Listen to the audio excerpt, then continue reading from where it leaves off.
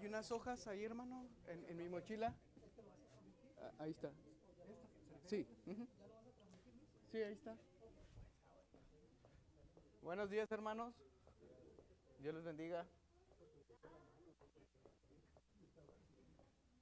Disculpen la demora. Vamos a estar viendo lo que es la lección número 20 sobre Cristo fue sepultado.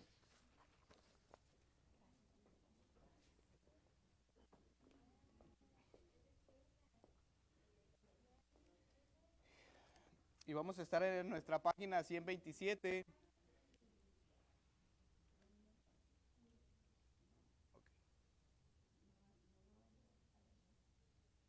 Muy bien. Entonces vamos a estar viendo lo que es Cristo fue sepultado. Y vamos a estar en la página 127. Vamos a estar hablando sobre este aspecto a considerar del Evangelio, que es muy importante, pero que muchas veces es ignorado. Y nos dice ahí que vamos a ver este tema sobre Cristo fue sepultado. Y no sé si alguien de ustedes conoce lo que es el credo de los apóstoles. No sé si alguien haya escuchado sobre este credo.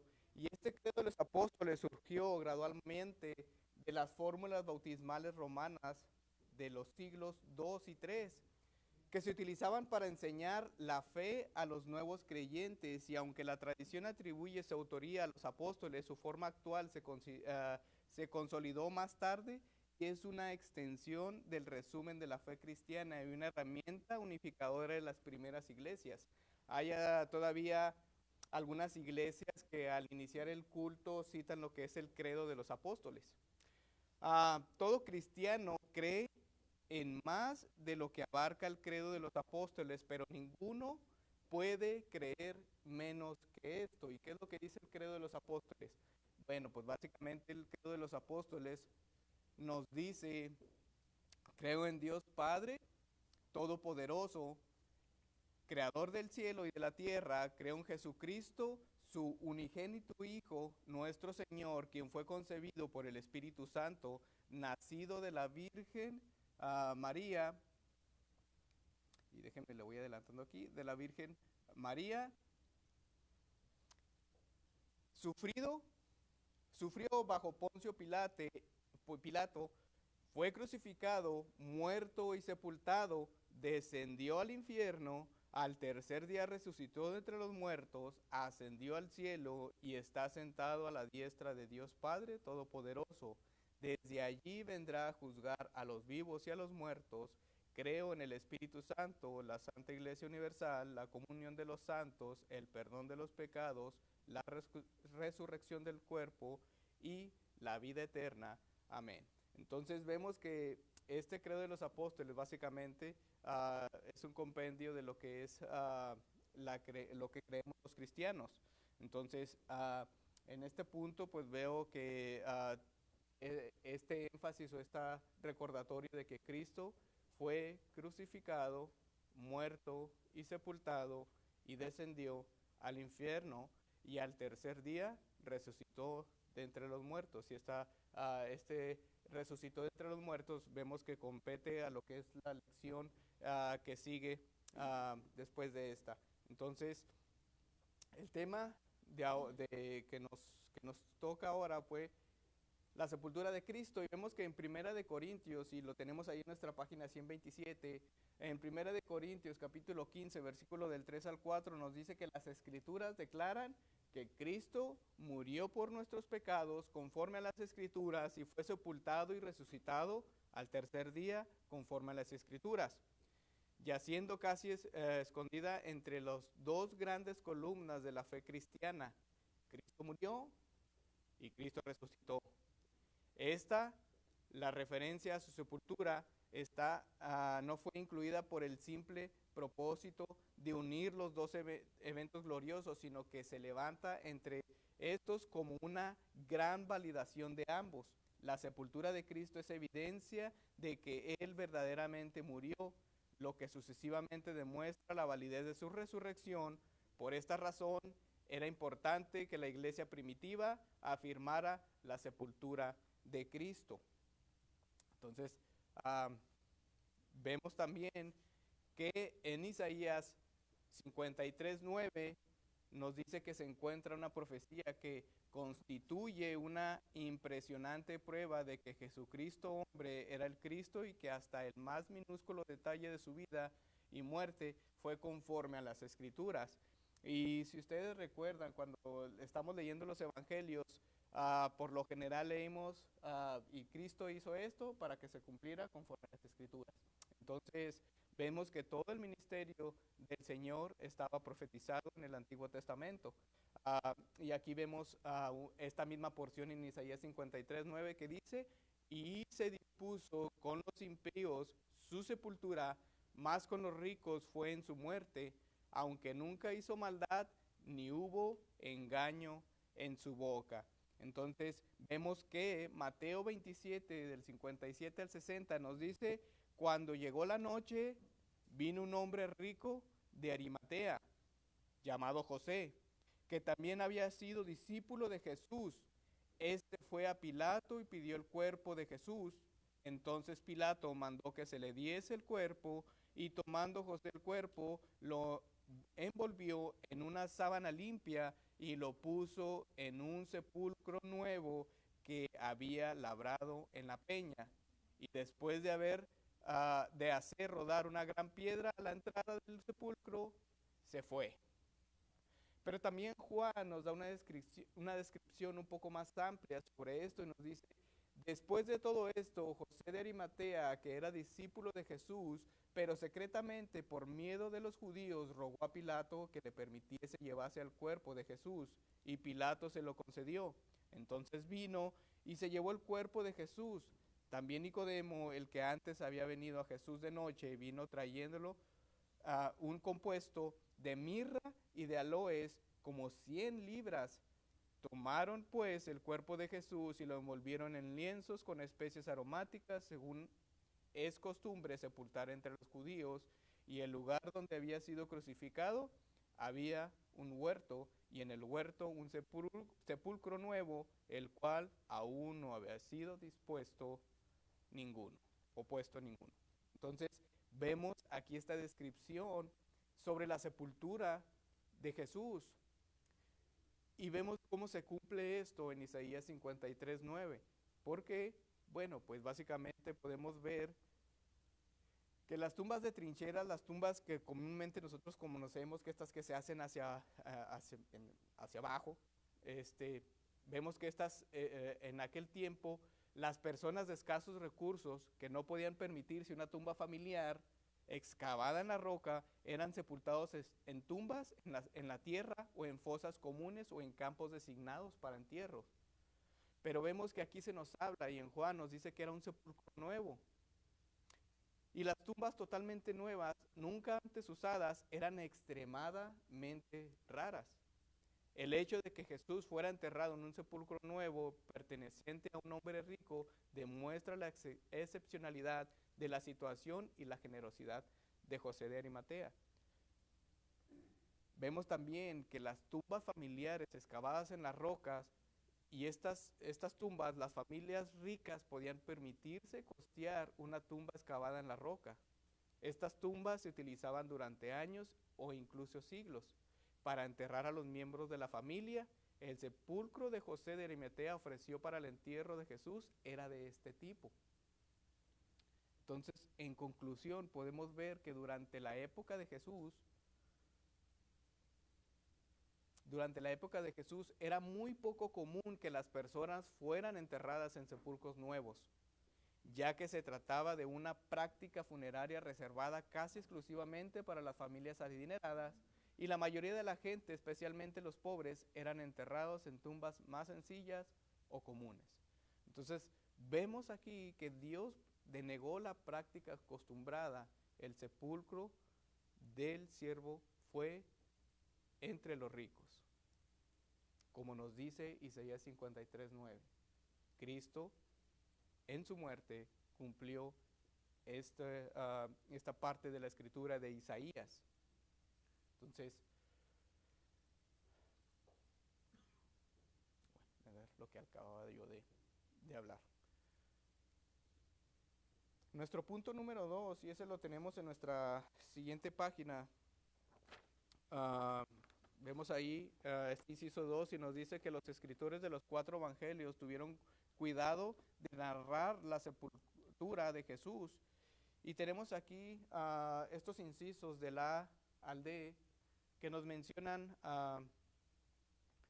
estos siguientes puntos. Y vemos aquí el inciso A que nos dice, fue sepultado por un hombre llamado José de Arimatea. Y eso lo tenemos del versículo 42 al 43 que nos dice, cuando llegó la noche, porque era la preparación, es decir, la víspera del día de reposo, José de Arimatea, miembro noble del concilio, que también esperaba el reino de Dios, vino y entró osadamente a Pilato y pidió el cuerpo de Jesús. Entonces vemos que el hombre a cargo de la sepultura de Cristo y en cuya tumba fue sepultado Cristo era un miembro prominente del concilio del Sanedrín, que había sentenciado a Cristo a morir. Vemos que Lucas menciona que era un varón bueno y justo y que no había consentido en la muerte de Cristo. Su testimonio lleva gran peso, él no tenía nada que ganar y todo que perder al dar a Cristo una sepultura adecuada. El riesgo de José nació de su amor por Cristo y vemos que prácticamente no nos dice más adelante qué pasó con José de Arimatea, pero recordemos que en el tiempo de los apóstoles, más adelante, prácticamente decir que uno era cristiano era prácticamente la muerte.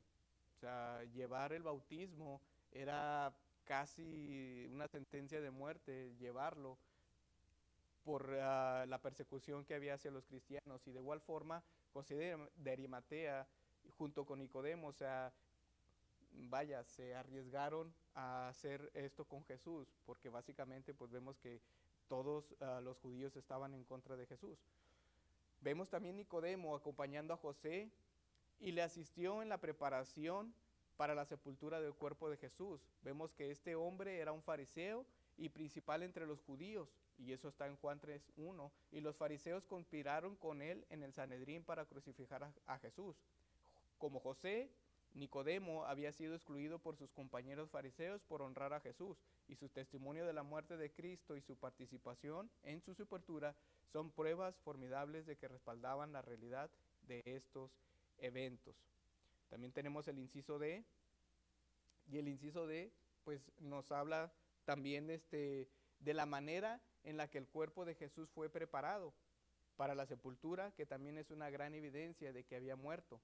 Resume la narración de Juan 19, del 38 al 40, el que ya leímos, y vemos que nos habla sobre esta preparación. Entonces voy a volverlo otra vez a leer, y nos dice que después de todo esto, José de Arimatea, que era discípulo de Jesús, pero secretamente por medio de los judíos, rogó a Pilato que le permitiese llevar el cuerpo de Jesús, y Pilato se lo concedió. Entonces vino y se llevó el cuerpo de Jesús.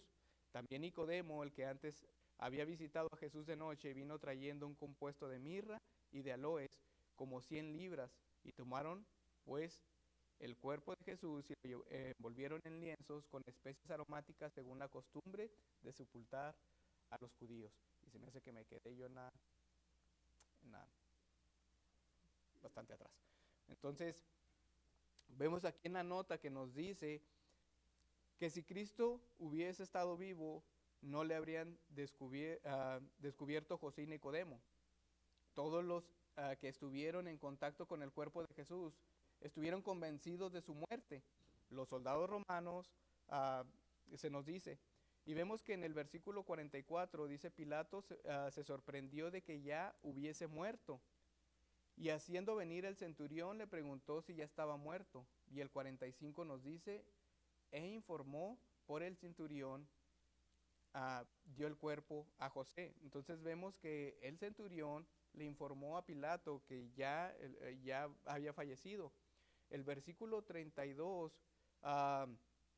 de Lucas dice, vinieron pues los soldados y quebraron las piernas al primero y asimismo el otro que había sido crucificado con él. Mas cuando llegaron a Jesús, como le vieron ya muerto, no le quebraron las piernas, pero uno de los soldados le abrió el costado con una lanza y al instante salió sangre y agua.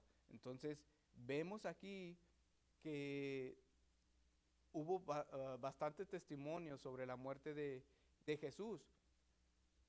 Nos dice también la nota que José de Arimatea, Nicodemo y las mujeres que fueron testigos de la crucifixión y la sepultura. O sea, tenemos estos testimonios de estas personas de que Cristo había muerto. Pero no solamente eso, hermanos. Los soldados romanos eran expertos en lo que hacían.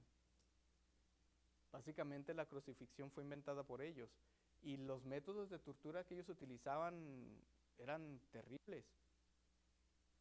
No sé si alguno de ustedes haya visto la película o haya leído el libro de Lee Strobel, El caso de Cristo. Este fue un personaje, bueno, no fue porque creo que todavía está vivo. Él es un periodista, o fue un periodista, no, yo creo que ya no ejerce.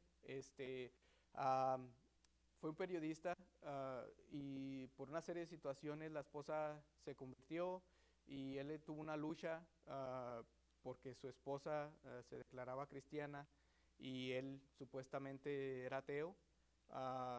Tuvo una lucha con esa cuestión y por X o Y empezó a investigar en lo que era la fe cristiana. Y entonces él empezó a investigar y a informarse para tratar de echar a tierra lo que era la fe cristiana y en todo esto que se envolvió finalmente se convirtió porque las pruebas eran tan contundentes, pero en este caso en el libro de Lee Strobel él habla y él pone la evidencia médica, ¿fue la muerte de Jesús una farsa y su resurrección un engaño? Y hubo una entrevista con este doctor que se llama Alexander, y el apellido está muy curioso, así que no lo voy a pronunciar, y hizo una investigación. Entonces él preguntó a este doctor que si Cristo hubiera podido haber sobrevivido a esto, y él le dice, no, es ilógico querer pensar en esto. Y vemos que la tortura antes de la cruz nos dice, Jesús sudó sangre mientras oraba en el huerto de Getsemaní. La noche anterior a su crucifixión, nos dice que este fenómeno médico se conoce como hematidrosis y se asocia a un alto grado de estrés psicológico. Entonces vemos que Jesús, antes de la crucifixión, vemos que cuando está orando y le dice, Padre, que pasa de mí esta copa, vemos que ya ahí Jesús está básicamente estresado, a tal punto que dice que sudaba gotas de sangre. Y esa es una condición del cuerpo cuando está sometido a alto estrés. Pero no solamente eso, nos dice también que los azotes romanos eran terriblemente brutales. El látigo de un soldado consistía en correas de cuero trenzado con bolas de metal y huesos afilados entretejidos. O sea, no era el típico látigo que vemos en las películas como el de Indiana Jones, que es un látigo. No, este era una pieza de cuero con varias bolas de metal puntiagudas. Algunos tenían hasta ganchos como los que usan para pescar. Y era algo tremendo. ¿Por qué? Porque una flagelación típica consistía en 39 latigazos, pero con frecuencia se daban muchos más. La espalda quedaba tan destrozada que a veces parte de la columna vertebral quedaba expuesta por los cortes profundos. Los azotes se extendían desde los hombros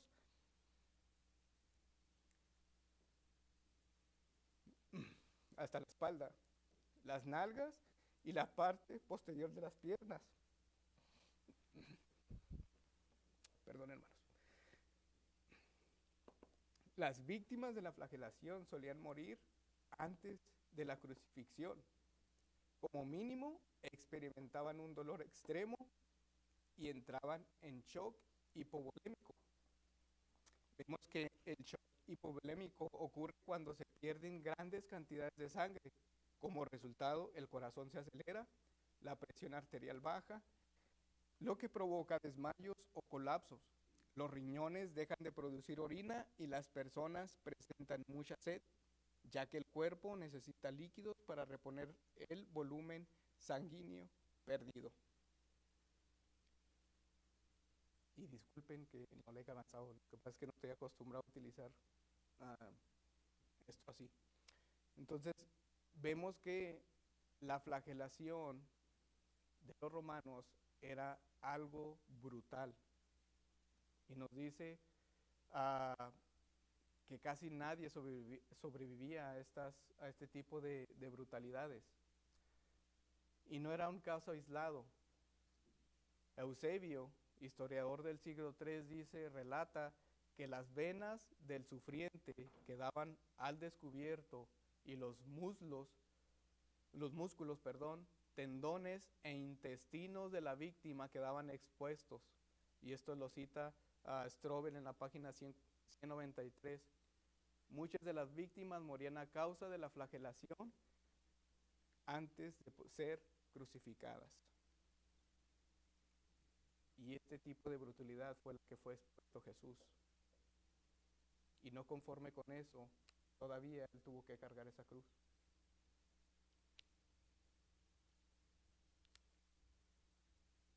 Y no paraba ahí. Se clavaban púas de entre 12 y 18 centímetros de largo en las muñecas. Esto aplastaba el nervio mediano, causando un dolor insoportable.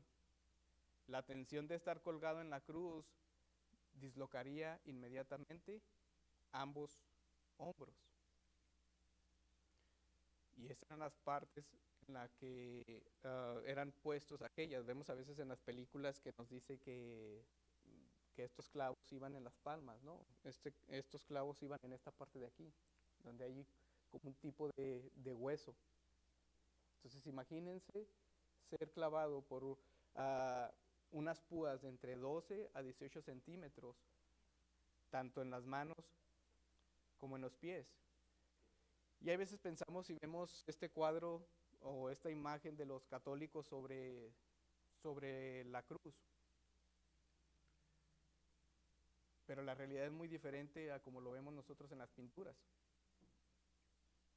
Esta posición en la que eran crucificados era también bastante incómoda. O sea, puedo utilizar esta palabra, yo sé que no se le acerca a esta, pero esta posición era demasiado terrible. ¿Por qué? Porque del mismo modo, como vemos en la imagen izquierda, vemos la posición en la que quedaban estas personas. Y como comentábamos, y como comentaba una vez nuestro hermano Naún, o sea, la muerte básicamente era por asfixia. ¿Por qué? Porque al estar en esta posición, dice primeramente que los hombros eran casi al momento dislocados. Entonces, esta posición de estar el cuerpo impedía que uno pudiera respirar, porque los pulmones quedaban demasiado tensos. El cuerpo hacía una fuerza por el peso que no podía uno exhalar. Y lo que ellos hacían es que entre esa posición tan incómoda trataban de levantarse para aspirar y volver otra vez a caer. Y esto duraba días posiblemente. Otros que no sufrían la brutalidad de los latigazos, dice que eran expuestos ahí, dice que duraban días y algunos morían por los animales salvajes, los cuervos, aves de rapiña, y eran muertos ahí. Pero tan simplemente de ver esta posición, o sea, es incómoda de ver, en el sentido de que no me imagino la atrocidad y el sufrimiento del Señor ahí. Entonces,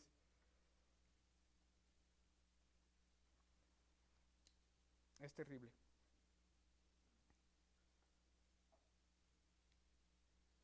La crucifixión es esencialmente una muerte lenta y agonizante por asfixia. La tensión en los muslos y el diafragma coloca el pecho en la posición de inhalación. Para exhalar, la persona debe apoyarse en los pies para aliviar la tensión muscular por un momento. Cuando una persona reduce su respiración, sufre acidosis respiratoria y el dióxido de carbono en la sangre se disuelve en forma de ácido carbónico, lo que provoca un ritmo cardíaco irregular.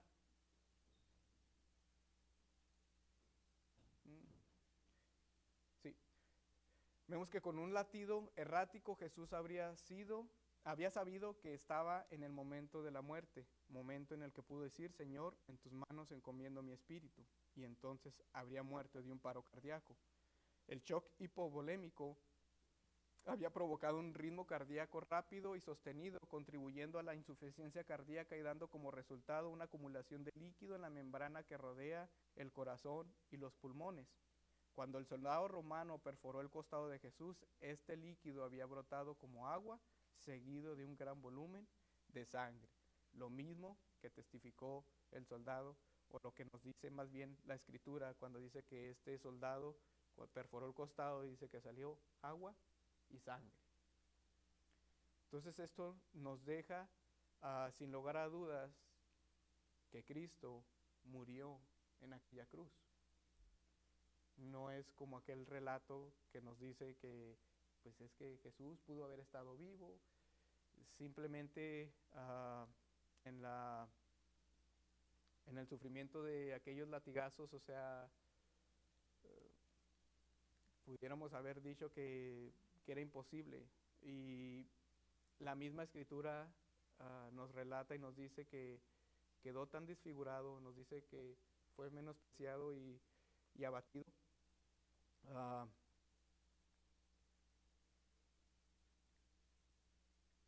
Que fue algo tremendo, hermanos. Por eso nosotros debemos de considerar cada vez que hablamos del Señor, que hablamos de su muerte, que murió por nosotros, debemos de considerar el gran sacrificio que hizo el Señor, no simplemente, como nos dice Filipenses, que se despojó de todo y vino a servirnos, sino que también vino a morir por nosotros de una manera cruel. El Señor tomó el castigo que nosotros debíamos de llevar.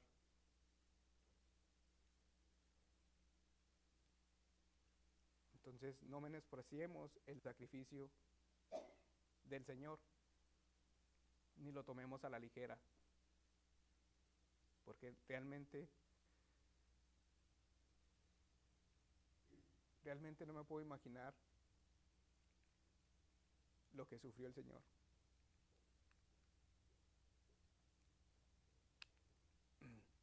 Entonces, tengamos eso en mente. Avanzando con la lección, vemos que también nos habla de dónde fue a Cristo cuando murió. Y eso lo tenemos en la página 129. En nuestra página 129 tenemos ahí y nos dice a dónde fue Cristo cuando murió. Y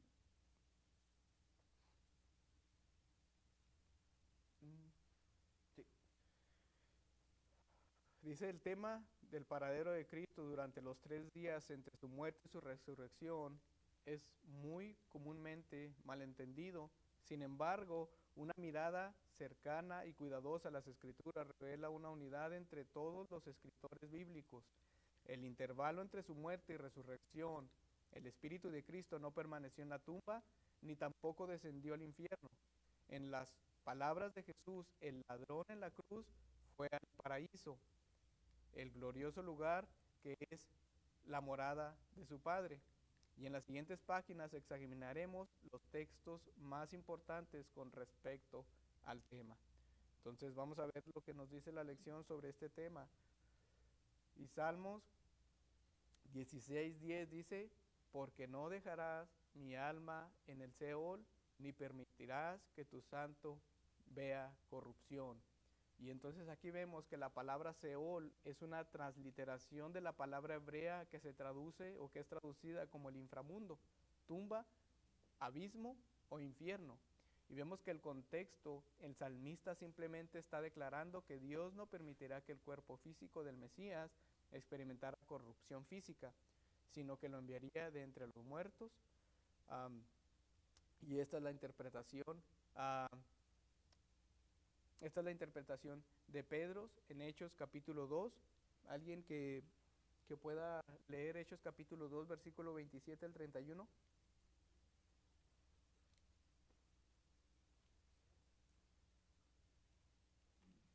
Mientras lo buscan, es más, léalo, hermana.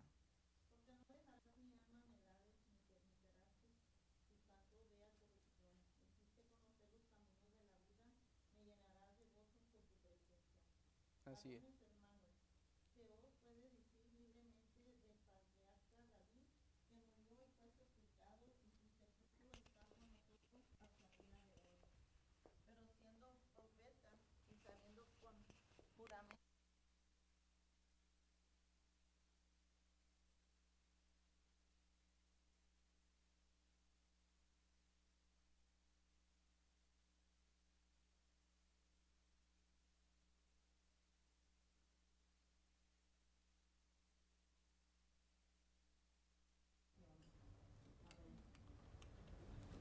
Muy bien, hermana.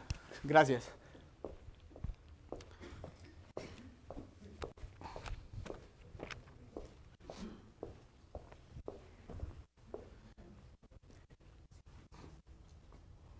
¿Alguno tendrá el versículo 13? Digo, el capítulo 13, versículo 34 y 35.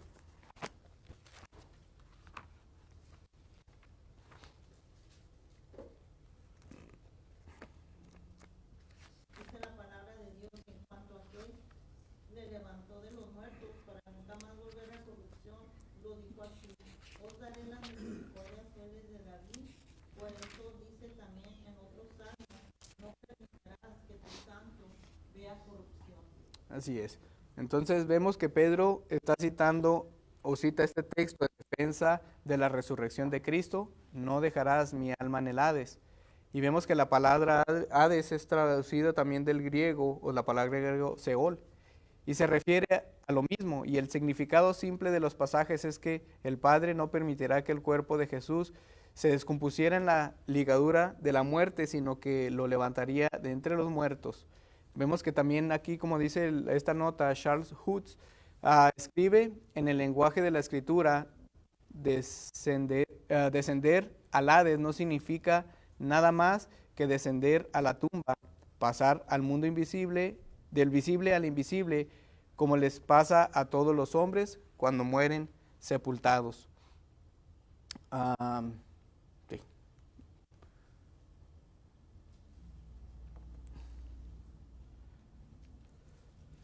También tenemos en Romanos capítulo 10, versículo 7, ¿quién descenderá al abismo?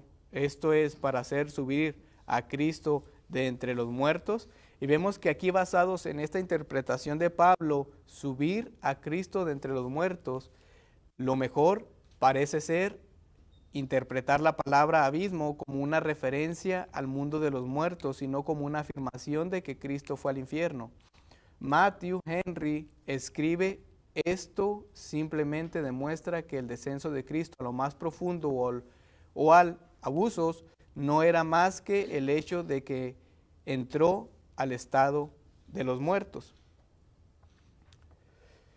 Efesios capítulo 4, versículo 9 nos dice: y eso de que subió, ¿qué es? Sino que también había descendido primero a las partes más bajas de la tierra.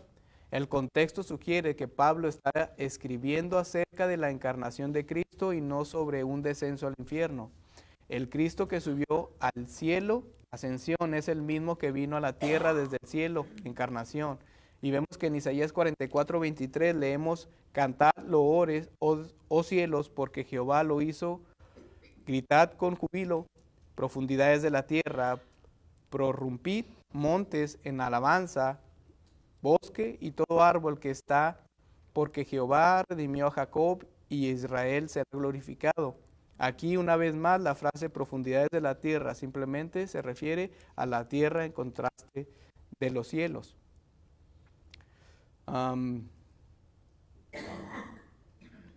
Primera de Pedro,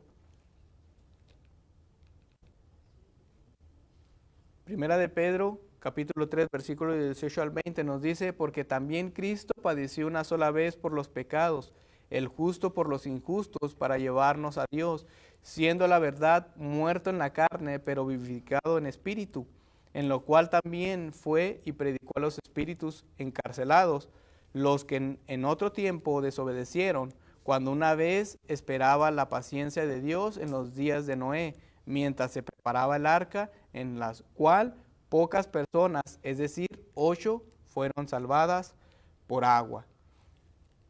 Y entonces vemos que algunos interpretan este pasaje como si enseñara que Cristo descendió al infierno cuando murió, para proclamar su victoria a aquellos que habitaban ahí. La interpretación más consistente es que el Espíritu Santo que se levantó a Jesús de entre los muertos fue el instrumento mismo a través del cual Cristo habló a la generación de Noé. Cristo les habló a través del Espíritu Santo por medio de la predicación de Noé, y ellos creyeron las palabras de Cristo predicadas a través de Noé, por lo tanto murieron en sus pecados y así permanecían en prisión, es decir, el infierno hasta hoy. También tenemos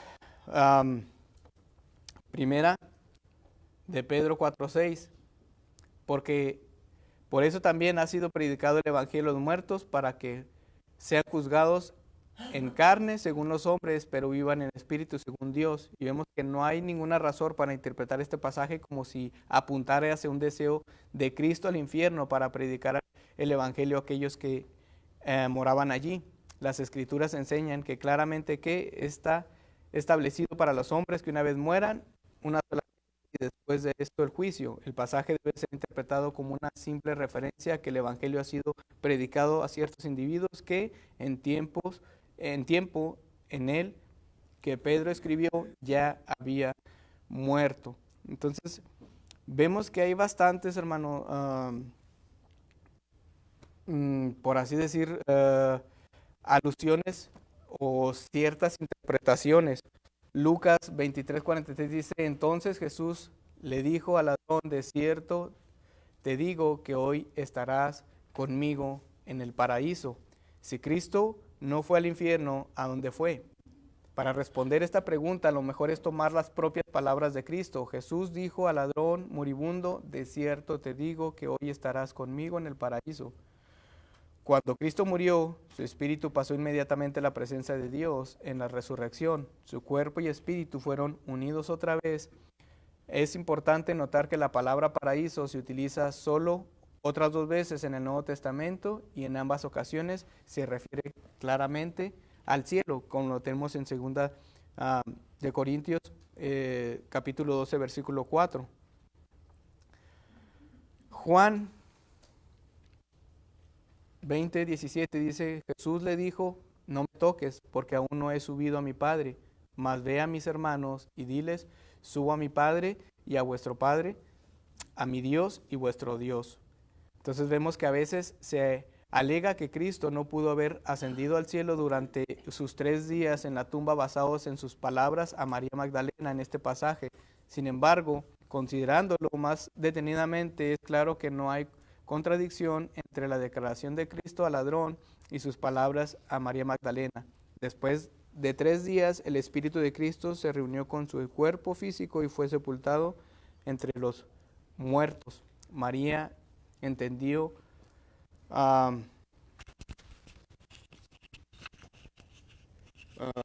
tenemos aquí, María entendía más el plan de Dios y no sabía que Cristo volvería a ascender esta vez en su cuerpo a la derecha del Padre como intercesor de su pueblo. Y sinceramente no comparto algunas cosas en este sentido. La escritura es clara, y muchas de las veces hay cuestiones que la escritura no nos las dice. son partes en las cuales el Señor dice tal cosa y de ahí no hay más, no hay otra especificación. Pero a veces querer buscarle o querer meter algunas cosas para que concuerden es ahí donde no estoy yo muy de acuerdo. No sé si usted, hermano, tenga alguna opinión en este aspecto. ¿Se refiere a lo que el comentario último de María? No, en general. Yo sé que muchos teólogos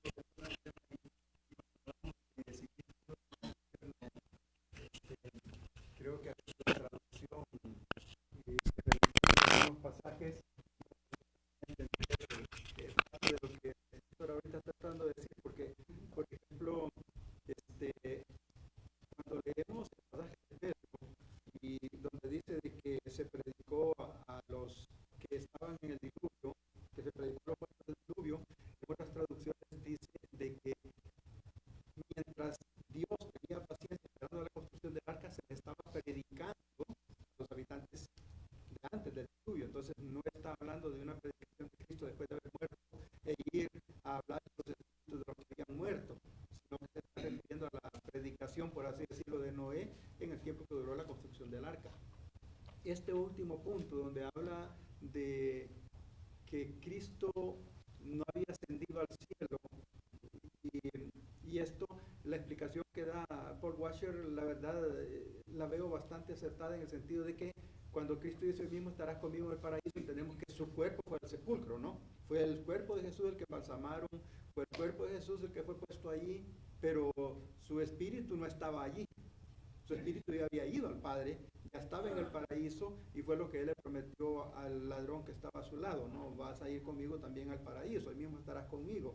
Entonces, en esta ocasión, cuando ya María lo ve, María ve a Jesús, voy a decirlo así completo, tal vez no sea la palabra correcta, porque ya ve el cuerpo de Jesús resucitado. Y entonces lo que el comentarista está tratando de decir ahorita, Washer está tratando de decir es que Cristo sí subió al paraíso, pero su cuerpo se quedó sepultado. Después de la resurrección, el espíritu vuelve al cuerpo y el cuerpo es levantado vivo. Es a eso a lo que se refiere. El último punto donde dice: María entendió mal el plan de Dios y no sabía que Cristo volvería a ascender esta vez en su cuerpo. Creo que ese comentario sí fue fuera de lugar en ese momento, porque no estamos hablando de lo que María entendió acerca del plan de Dios, sino que lo que María estaba viendo en Cristo. Cristo no fue al infierno, Cristo fue al paraíso, eso lo dice él mismo. Cuando habla de la predicación a los vivos, se predica a los vivos, a los muertos no se les puede predicar. ¿Por qué no se les puede predicar a los muertos? Porque no hay otra oportunidad en el más allá para reconciliarnos con Dios. Si pensáramos en que Cristo fue a predicarle a los muertos, entonces estamos en serios problemas. ¿Por qué? Porque entonces el Hebreos 9:27 sería falso. Porque está establecido a los hombres que mueran una sola vez y después de esto el juicio. Ya no hay más oportunidad después de haber muerto, ¿verdad? Entonces no hay una predicación para que las personas se conviertan después de haber muerto. Algunos dicen que Cristo lo que hizo fue ir a decirles a los demonios: mira, vencí. Los demonios no están en cierto modo en el infierno como lo entendemos nosotros ahorita, están en un lugar esperando el momento. Entonces,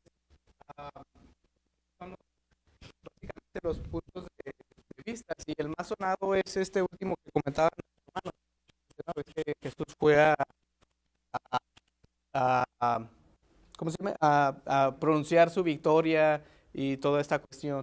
A nuestro hermano José quiere comentar. Sí, hermanos, recordando con el tema de los toques, recuerdan que ya había tocado a Jesús.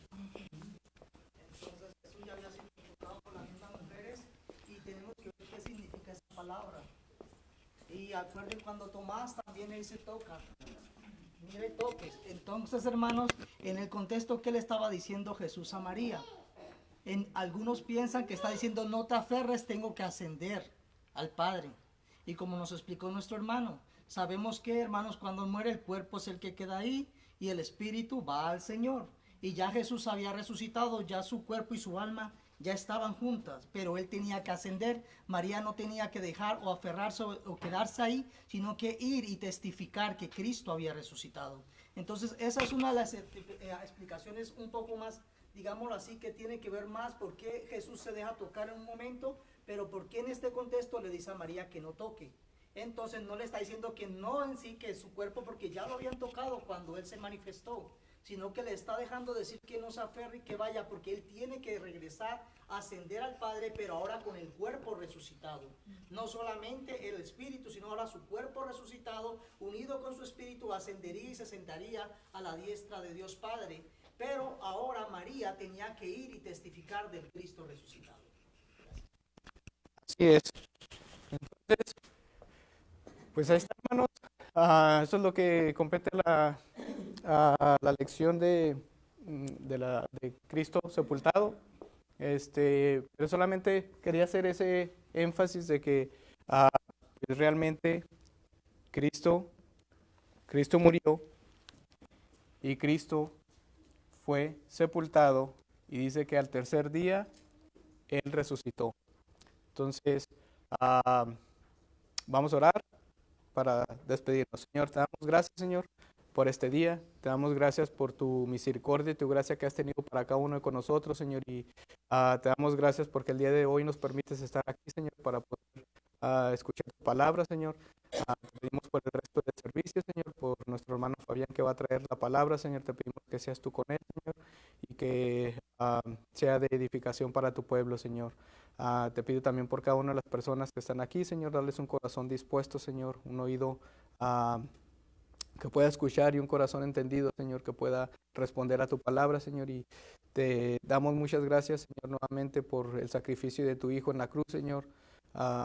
Te pido que nos des una mente y un corazón entendidos para poder apreciar ese sacrificio tan enorme, Señor, que Él llevó a cabo, Señor, en amor a cada uno de nosotros, Señor. Te doy gracias en el nombre de tu amado Hijo Jesús. Amén.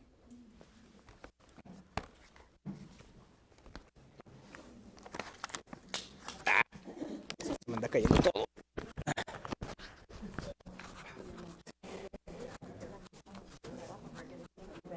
¿El rojo? ¿No? ¿El botoncito rojo que está ahí? Sí, no, ¿cuál tenemos?